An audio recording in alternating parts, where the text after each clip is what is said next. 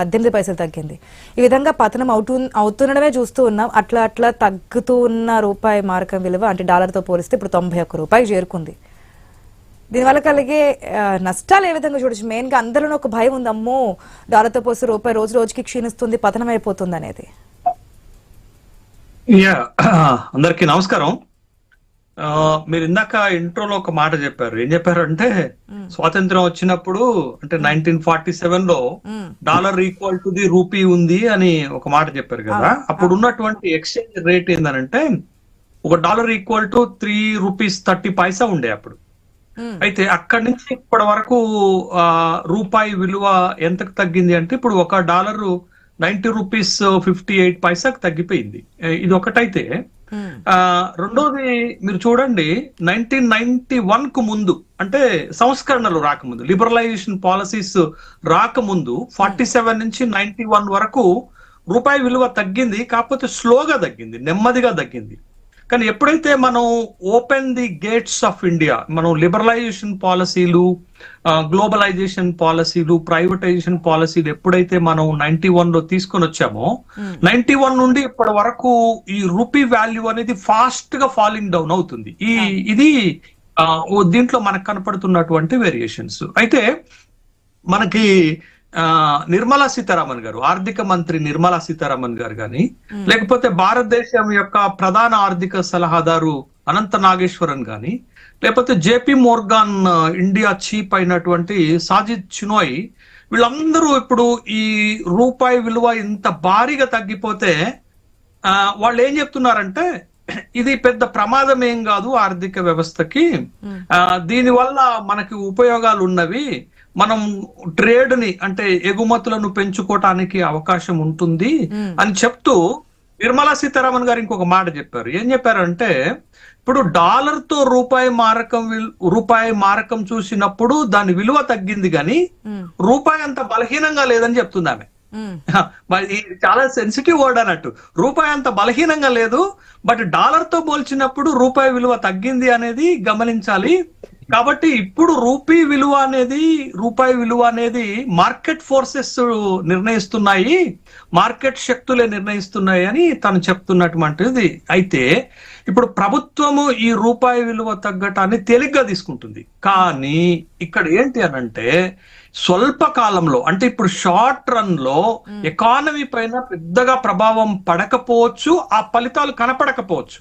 కానీ long run లోకి వచ్చేసరికి అది ఎకానమీ స్ట్రెంగ్త్ ని వీక్ చేస్తుంది, దేశంలో ఉన్నటువంటి ప్రజలకు ఆర్థిక పరమైనటువంటి సమస్యలు రావటానికి కారణమవుతుందనే విషయాన్ని మనం గమనించాలి. అందుకే మీరు చూడండి, వర్రీ అవుతున్నారు పీపుల్ ఆఫ్ ఇండియా, మొత్తం దేశంలో ఉన్న ప్రజలు రూపాయి వాల్యూ పడిపోతుంటే దానికి వర్రీ అవుతున్నట్టుగా మనకి కనపడుతుంది. ఇది ఒక అంశం. అయితే అసలు ఎందుకు రూపాయి విలువ ఈ స్థాయిలో పడిపోతుంది అనేది మనం చూస్తే, ఇప్పుడు డొనాల్డ్ ట్రంప్ అధికారంలోకి వచ్చిన తర్వాత, ప్రెసిడెన్షియల్ బాధ్యతలు చేపట్టిన తర్వాత తను తీసుకుంటున్నటువంటి వాణిజ్యపరమైనటువంటి నిర్ణయాలు, సుంకాలకు సంబంధించినటువంటి అంశాలు, తర్వాత అమెరికన్ ఫెడరల్ డాలర్ ని బలోపేతం చేయడానికి తీసుకుంటున్నటువంటి చర్యలు, ఈ కారణాలతోటి రూపీ వాల్యూ తగ్గిపోతుంది, రూపీ వాల్యూ డిక్లైన్ అవుతుంది అనేటటువంటి విషయం చూడాలి.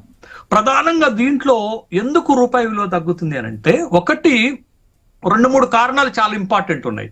ఒకటి ఏంటి అనంటే మనకి అమెరికాకి మధ్య ఉన్నటువంటి ఈ ట్రేడ్ అగ్రిమెంట్స్ లో ప్రతిష్టంభన ఏర్పడటం. అంటే ట్రేడ్ అగ్రిమెంట్స్ ఇంకా కుదరలేదు మనకి. బ్రిటన్ కి మనకి కుదిరాయి ఫ్రీ ట్రేడ్ అగ్రిమెంట్, కానీ అమెరికాకు వచ్చేసరికి ఈ ప్రతిష్టంభన దేశ ఆర్థిక వ్యవస్థ పైన ప్రభావం పడుతుంది, తర్వాత రూపాయి వాల్యూ తగ్గటానికి కారణమవుతుంది. ఇది ఒక మేజర్ కారణం. అయితే రెండోది ఏంటి అని అంటే మీకు అమెరికన్ ఫెడరల్ ఏం చేస్తుంది, వడ్డీ రేట్లను తగ్గించేస్తుంది, దాంతో డాలర్ బలపడుతుంది. ఎప్పుడైతే డాలర్ బలపడుతుందో మీరు డాలర్ తోటి రూపాయి మారకం చేస్తున్నప్పుడు ఖచ్చితంగా రూపీ వాల్యూ తగ్గుతుంది. ఇది రెండో అంశం. అయితే మూడోది ఈ ఫారిన్ పోర్ట్ఫోలియో ఇన్వెస్టర్స్ వాళ్ళు ఈ మధ్య కాలంలో ఒక $17 బిలియన్ విత్డ్రా చేసుకున్నారు ఇన్వెస్ట్మెంట్ ని.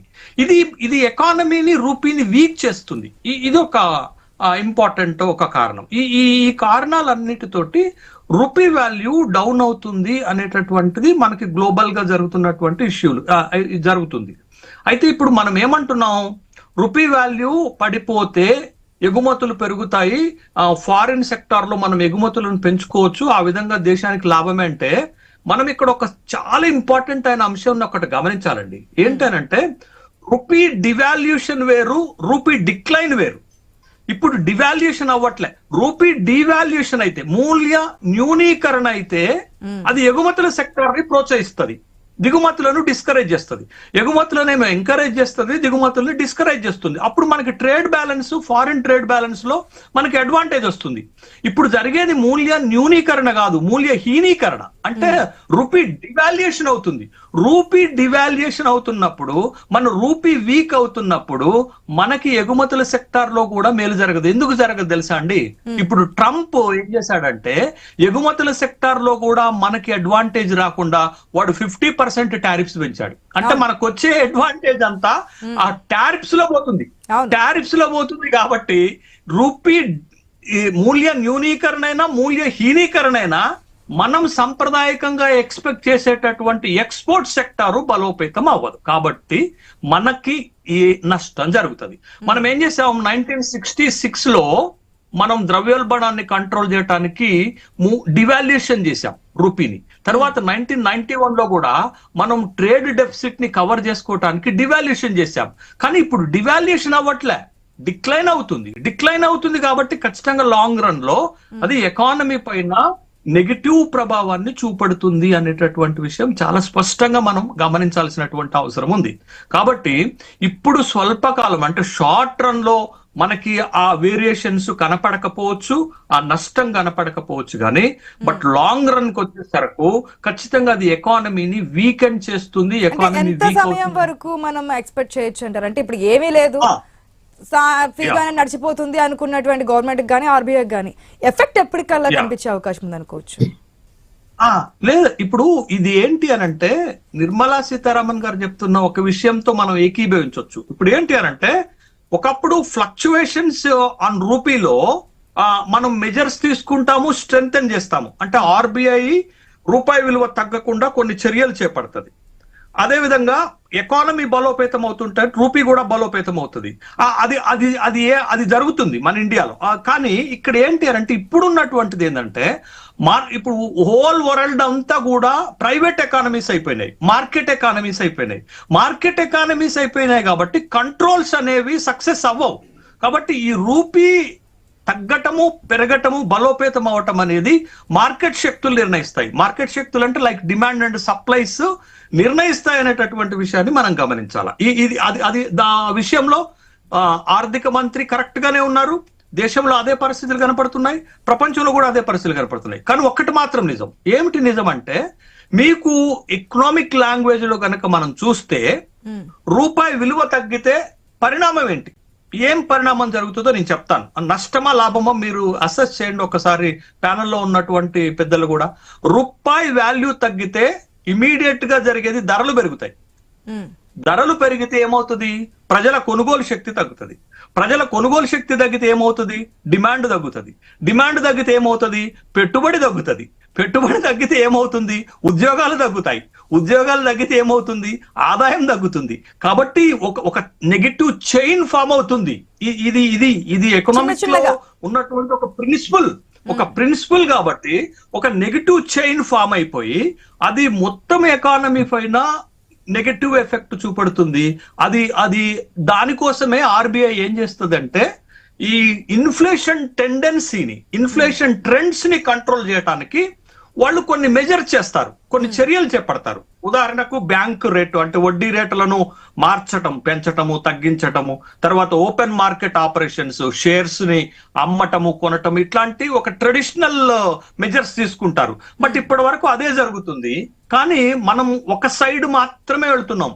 రెండో సైడ్ ఏంటి అనంటే ఎకానమీ కూడా బలపడాల. ఎకానమీ కూడా బలపడినప్పుడే మనం రూపాయి పడిపోకుండా చర్యలు చేపట్టితే సక్సెస్ అవుతాయి. ఎకానమీ బలపడితే రూపాయి కూడా బలపడుతుంది. కాబట్టి రెండు వైపులా ఉండాలా. కానీ మనం ఒకవైపు మెజర్స్ లోనే ఎక్కువ ఇంట్రెస్ట్ చూపించి మనం రూపీని స్ట్రెంగ్తెన్ చేసి ఎకానమీని స్ట్రెంగ్తెన్ చేసేటటువంటి కోణంలో అక్కడ మనం సక్సెస్ అవ్వలేకపోతున్నాం. ఇప్పుడు ఒకవేళ మన ఇండియన్ ఎకానమీని స్ట్రెంగ్తెన్ చేయాలంటే ఏం చేయాలా, మనకి ఇన్వెస్ట్మెంట్ కావాలా. ఎక్కడి నుంచి ఇన్వెస్ట్మెంట్ రావాలా? మనకి ఫారిన్ పోర్ట్ఫోలియో ఇన్వెస్ట్మెంట్ రావాలి అంటే మనం అట్రాక్షన్ చేయాలి. మనం అట్రాక్షన్ చేయాలి అంటే వాళ్ళు ఎప్పుడు పెట్టుబడి పెడతారు? ఇక్కడ సానుకూలమైనటువంటి పరిస్థితులు ఉన్నప్పుడే పెట్టుబడి పెడతారు. కానీ ఇప్పుడు ఏం జరుగుతుంది? ఇప్పుడు వాళ్ళ ఇన్వెస్ట్మెంట్ అంతా విత్డ్రా చేసుకొని వాళ్ళు డాలర్ డిమాండ్ ని ఎగబడుతున్నారు. ఎందుకు? డాలర్ డిమాండ్ పెరుగుతుంది కాబట్టి డిమాండ్ ఉన్న వైపుకు వెళ్తారు. తర్వాత రెండోది సేఫ్ హెవెన్ ఇన్వెస్ట్మెంట్ కి వెళ్ళిపోతారు. సేఫ్ హెవెన్ ఇన్వెస్ట్మెంట్ ఏంటంటే మీరు రూపీలో ఇన్వెస్ట్మెంట్ చేసే బదులు గోల్డ్ పైన లేకపోతే సిల్వర్ పైన ఇన్వెస్ట్మెంట్ చేసుకుంటారు. ఎందుకు? అవి సేఫెస్ట్ హెవెన్ ఇన్వెస్ట్మెంట్స్ ఉంటాయి కాబట్టి అటువైపుకి వెళ్తున్నారు. కాబట్టి ఈ పరిణామాలన్నీ కూడా ఏం చేస్తున్నాయి? రూపాయిని బలహీనపరుస్తున్నాయి. రూపాయి డిక్లైన్ అవుతుంది, వాల్యూ డివాల్యూడ్ చేయటంలే. మనం ప్రభుత్వమే డివాల్యూడ్ చేస్తే అది కొంత ఉపయోగపడుతుంది సమ్ సెలెక్టెడ్ సెక్టార్స్ లో. కానీ ఇప్పుడు ఏం జరుగుతుంది?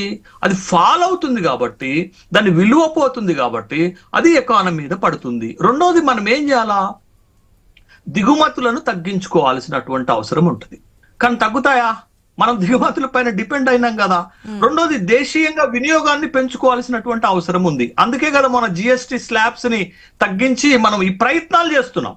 ఇంకా మనం ఎఫర్ట్స్ దశలో ఉన్నాము. అవి సత్ఫలితాలు ఇస్తే ఎకానమీ స్ట్రెంథెన్ అవుతుంది. రెండోది డాలర్ తో వ్యాపారం కాకుండా రూపీతో వ్యాపారం చేయాలా. ఇప్పుడు ఏం జరుగుతుంది? మనకి రష్యాకి మనకి రూపీలో వ్యాపారం జరుగుతుంది, మనం డాలర్ తో చేయటం లేదు. అట్లాగే కొన్ని 8 దేశాలతోటి మనం రూపీతో వ్యాపారం చేస్తున్నాం. ఎప్పుడైతే డాలర్ తో వ్యాపారం చేయటం తగ్గిస్తామో, రూపీని మనం ఇంటర్నేషనల్ కరెన్సీ ఎక్స్చేంజ్ లో వాడుకుంటామో అది కూడా ఉపయోగపడుతుంది. ఇవన్నీ ప్రారంభ దశల్లో ఉన్నాయి కాబట్టి ఇంకా మనం ఆ స్ట్రెంగ్త్ రావట్లే.